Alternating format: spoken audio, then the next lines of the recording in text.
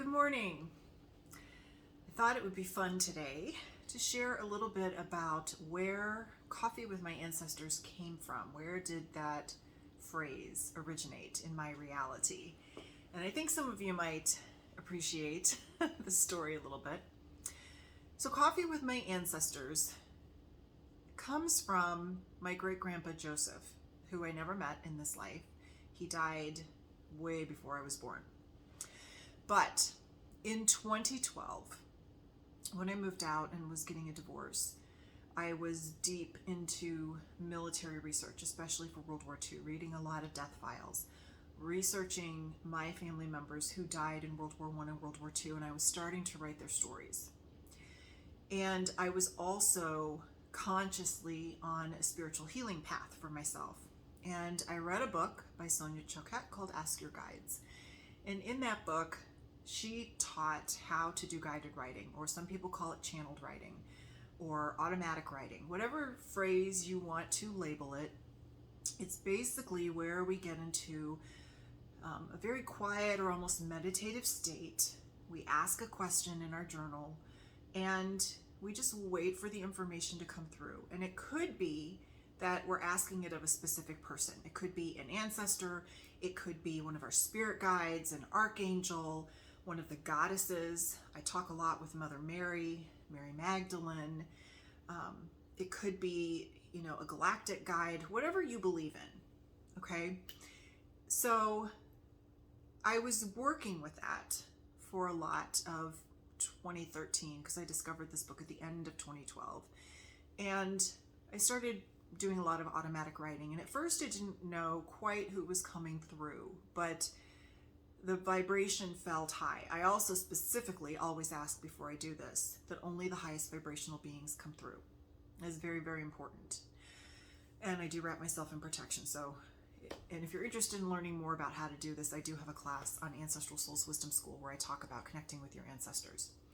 But the way that I really started to connect with Joseph was through a writing prompt.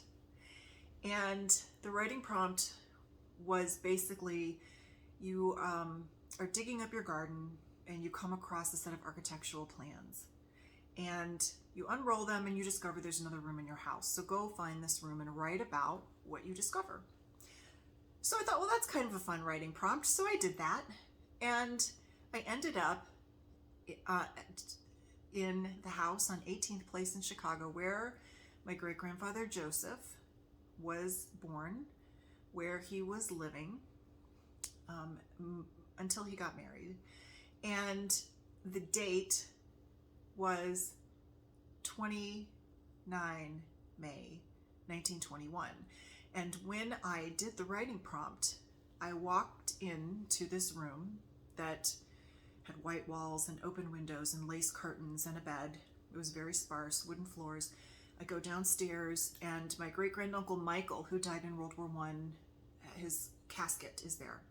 And that is the day that Michael was laying in state, and then they took his remains to Bohemian National Cemetery in Chicago. Well, when I walk down the stairs and I see people and I see the casket, and my great-grandfather was the only one who could see me, okay? So he spoke to me, and a lot of the things that he said were basically I needed to keep doing this work. I needed to keep diving into the pain of what these families were feeling. I needed to write the stories of my own family members.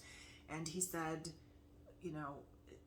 a lot of people are going to struggle with this, and you're going to struggle with this. There's going to be a lot of emotion coming up, but you have 40 years of repressed emotions and you need a way to release them. So through writing those stories, that was one way. Once I finished with that writing prompt, because it was so powerful for me, anytime since 2013 that I've needed to connect with Joseph, and I don't already sense him around. He used to show up all the time, but in the last couple years, he knew I was okay, so he took a great step back, although he will be here now and then. But if I really do need him, I have always used that writing prompt as an entry point to go in and see him. So, Coffee with My Ancestors was a phrase that came about because of him and the relationship I have with him through this writing, through meditation sometimes, because sometimes he will say, just put the pen down, stay in meditation, and we're going to talk to you. And normally now, especially the last few years, when I show up through that writing prompt, I go down into the kitchen and he's there. And there's coffee and there's kolachki because we're Czech. And I can smell his tobacco pipe, and he has a mustache, and I can feel the fuzz on my face and when he hugs me, and it's amazing.